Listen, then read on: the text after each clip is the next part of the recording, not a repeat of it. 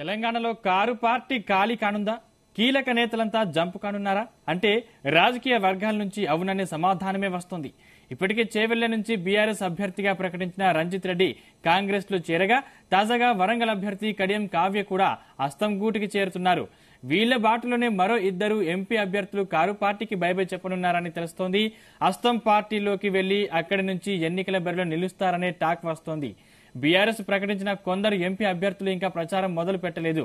ఖమ్మం అభ్యర్థి నామ నాగేశ్వరరావు ఎక్కడా కనిపించడం లేదు. ఎంపీ అభ్యర్థులే కాదు, రాబోయే రోజుల్లో భారీ సంఖ్యలో ఎమ్మెల్యేలు కాంగ్రెస్ తీర్థం పుచ్చుకుంటారని తెలుస్తోంది. పార్టీ మారితే చట్టపరంగా ఇబ్బంది లేని సంఖ్యలోనే బీఆర్ఎస్ ఎమ్మెల్యేలు తమ పార్టీలోకి వస్తారని కాంగ్రెస్ వర్గాలంటున్నాయి. తమతో 30 మంది బీఆర్ఎస్ ఎమ్మెల్యేలు టచ్ లో ఉన్నారంటూ మంత్రి కోమటిరెడ్డి చెప్పడం గులాబీ పార్టీలో కాకరేపుతోంది.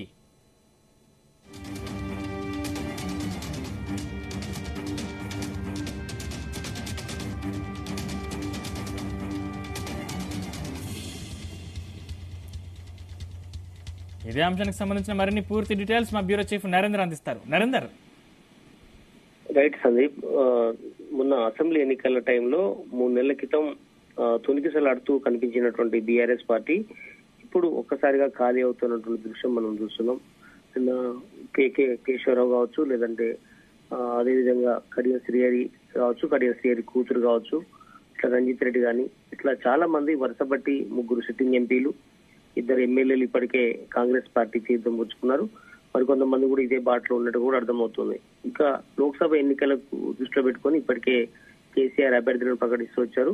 అందరికంటే ముందే 17 లోక్సభ క్యాండిడేట్లను కూడా డిక్లేర్ చేసినప్పటికీ కూడా వారిలో కొంతమంది అనాసక్తిగా చూపుతున్నట్టు కూడా అర్థమవుతుంది. నిన్న కడియం కావ్య ఏకంగా ఒక లెటర్ రాస్తూ నాకు అవకాశం ఇచ్చినందుకు ధన్యవాదాలు, కాకుంటే లిక్కర్ స్కామ్ కావచ్చు, ఫోన్ ట్యాపింగ్ కానీ ఇట్లాంటి అన్ని అంశాలు పార్టీకి చెడ్డ పేరు వేస్తున్నాయి, అవి వ్యతిరేకంగా ఉండే అవకాశం ఉంది, నాకు ఎవరు సహకరించట్లేదని కూడా ఆమె లేఖ రాసింది. లేఖ రాయడంతో పాటు నేను పోటీ చేయట్లేదని చెప్పింది. అయితే ఆమె తరహాలోనే ఇంకొంతమంది ఉన్నారు అనేటువంటి చర్చ కూడా బీఆర్ఎస్ పార్టీలో ఉంది. వాస్తవానికి ఒకప్పుడు టికెట్లకు 2019 కానీ 14 అంతకంటే ముందు కానీ ఉద్యమం టైంలో కూడా అధికారం లేనప్పుడు కూడా టికెట్ల కోసం పెద్ద ఎత్తున పోటీ ఏర్పడింది. కానీ ప్రస్తుతం ఇంత నిండుకుండలా కనిపించినటువంటి బీఆర్ఎస్ పార్టీ ఇప్పుడు ఒక్కసారిగా టికెట్ ఇస్తామన్నా తీసుకొని పరిస్థితులకు తయారు కావడం, ఇచ్చిన వాళ్ళు కూడా పోటీ చేయకుండా వెనక్కి రావడం అనేది ఆ పార్టీని ఇబ్బందులకు నెట్టేస్తుంది. ఇప్పుడు అదే బాటలోనే ఖమ్మం అభ్యర్థి ఆల్రెడీ డిక్లేర్ చేసినప్పటికీ నామ నాగేశ్వరరావు సిట్టింగ్ ఎంపీగా ఉన్నారు. ఆయనే కూడా కనీసం తెలంగాణ భవన్ కు రావట్లేదు. ఆయన వ్యక్తిగత ఇంట్లో ఫంక్షన్ అని చెప్పేసి వంకతో ఇంతవరకు అయితే అటు సమావేశాలకు హాజరు కావట్లేదు, ఫోన్ లో కూడా టచ్ లోకి రావట్లేదు అని కూడా ఆ పార్టీ వర్గాలు చెప్తున్నాయి. అంటే ఇదంతా ఆయనకి ఇంట్రెస్ట్ లేకపోవడం వల్లనే ఇదంతా జరుగుతోంది అనే ఒక చర్చ జరుగుతుంది. ఇక్కడ కాంగ్రెస్ మొత్తం కూడా ఖమ్మం జిల్లాలో క్లీన్ స్వీప్ చేసినటువంటి పరిస్థితి మనం చూసాం.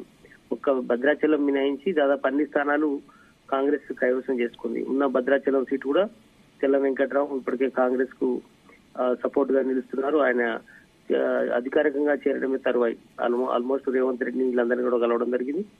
ఇట్లా నామనాగేశ్వరరావు కాదు, ఆదిలాబాద్ నుంచి ఆత్రం గాని ఇట్లా పలువురు ఇంట్రెస్ట్ లేరు అనేటువంటి చర్చ అయితే జరుగుతుంది. నిన్న కోమటిరెడ్డి కూడా ఇదే మనకు ఉదాహరణగా కోమటిరెడ్డి కూడా 30 మంది ఎమ్మెల్యేలు మాకుతో టచ్ లో ఉన్నారు, వాళ్ళు గెలిచింది 39 మంది, ఒకరు చనిపోయారు, 38 మంది ప్రజెంట్ ఉన్నారు. దాంట్లో దాన నాగేందర్ ఆల్రెడీ కాంగ్రెస్ కండవ కప్పుకున్నారు. ఇంతకుముందు చెప్పిన తెల్ల వెంకట్రావు కూడా ఆల్మోస్ట్ కాంగ్రెస్ లోనే ఉన్నట్టుగా మనం చూడాలి. మిగతా వాళ్ళలో 30 మంది ఆల్రెడీ కాంగ్రెస్ ఎప్పుడైనా రావచ్చు, పూర్తి స్థాయిలో గేట్లు ఎత్తితే అందరూ వస్తారు అనేటువంటి ఇండికేషన్ లో ఆయన చిట్చాట్ లో మాట్లాడాడు. ఇట్లా వచ్చే వాళ్ళు ఎమ్మెల్యేలు వస్తున్నారు, ఏకంగా టికెట్ ఇచ్చిన వాళ్ళు కూడా వెనక్కి జరగడం అనేది ఆ పార్టీకి ఇబ్బందికి గురి చేస్తుంది. రంజిత్ రెడ్డి అయితే నేను అసలు పోటీ చేయను, నాకు ఇంట్రెస్ట్ లేదు ఈసారి అని చెప్పారు. ఓకే అని చెప్పేసి ఆయనని పక్కన పెట్టేసి ఆల్టర్నేట్ గా చూసుకునే ప్రయత్నంలో ఆయన 1-2 డేస్ ఆగడంతో వెంటనే ఆయనే కాంగ్రెస్ కండ పోయి కప్పుకున్నాడు. నేను అదే విషయాన్ని కేటీఆర్ కూడా పెద్ద ఎత్తున కమలాసన్ లాగా యాక్షన్ చేస్తున్నారంటూ కూడా ఆయన చేసి నేను నమ్మాను, పోటీ చేయనంటే అనుకున్నా, కానీ అదే సమయంలో ఈ పార్టీలో చేరుతాను ఊహించలేదంటూ కూడా ఆయన నేను వ్యాఖ్యలు చేయడం జరిగింది. ఇట్లా చాలా మంది కూడా వెళ్లే అవకాశం అయితే కనిపిస్తుంది. ఆ పార్టీ ఇప్పుడు అభ్యర్థుల కోసం వెంటాడుతుంది. ఇదే సమయంలో లాస్ట్ టైం మనం చూసాం దాదాపు 9 లోక్సభ స్థానాలు గెలుచుకున్నటువంటి బీఆర్ఎస్ పార్టీ ప్రస్తుతం ఎంతమందిని కరెక్ట్ గా ఈ స్థానం గెలుస్తుందని కూడా చెప్పే పరిస్థితుల్లో ఆ పార్టీ ముఖ్య నేతలు కూడా చెప్పలేని పరిస్థితిలో ఉన్నారు. పూర్తి స్థాయిలో ఒక మెదకు తప్ప ఎక్కడ కూడా పూర్తి స్థాయి సంపూర్ణ మెజార్టీ కనిపించట్లేదు. మిగతా స్థానాల్లో కూడా అంత ఆగమ్య గోచరంగా మారింది. సందీప్, అంటే నరేంద్ర, అంటే స్టేషన్ గన్పూర్ నుంచి కూడా కడియం శ్రీహరి చేరికపై అక్కడి కాంగ్రెస్ నేతలు తీవ్రస్థాయిలో మండిపడుతున్నారు. అంటే పార్టీ అధిష్టానం ఎటువంటి నిర్ణయం తీసుకునే అవకాశం ఉంది అక్కడ కూడా? ఖచ్చితంగా, ఎందుకంటే కడియం కావ్య ఎప్పుడైతే లోక్సభ స్థానం పట్టుబట్టి మరి కడియం శ్రీహరి టికెట్ తీసుకున్నాడు. కానీ ఇప్పుడు ప్రెసిడెంట్ ఆయనే టికెట్ తమకు వద్దని కూడా చెప్పిన నేపథ్యంలో ఆయన నిన్న కాంగ్రెస్ పార్టీలో చేరేందుగా ఆయన నిన్న దీపదాస్ మున్షి కావచ్చు, రేవంత్ రెడ్డి వీళ్ళందరూ కూడా కలిశారు. ఆల్మోస్ట్ చేరారు. అయితే ఇప్పుడు ఆ స్థానంలో ఎవరిని భర్తీ చేస్తారనేది కూడా ఇప్పుడు చర్చనీయాంశం మారింది. సుమన్ గాని, ఇట్లా కొంతమంది పెద్దిరెడ్డి సుదర్శన్ రెడ్డి వైఫ్ పేరు గాని, ఇట్లా ఒకరిద్దరు పేర్లు, రాజయ్య పేరు కూడా వినపడుతుంది. ఎవరిని అకామిడేట్ చేస్తారనేది కూడా మనకు 1-2 days లో తెలిసే అవకాశం ఉంది. నిన్న రాజయ్య కూడా కలిసినట్టుగా కూడా మనకు వార్తలు వచ్చాయి. బట్ మొత్తానికైతే ఆయన కడియం శ్రీహరి పార్టీకి తీవ్ర ద్రోహం చేశాడంటూ కూడా నిన్న హరీష్ రావు, కేటీఆర్ వీళ్ళంతా బొక్కుమన్నారు.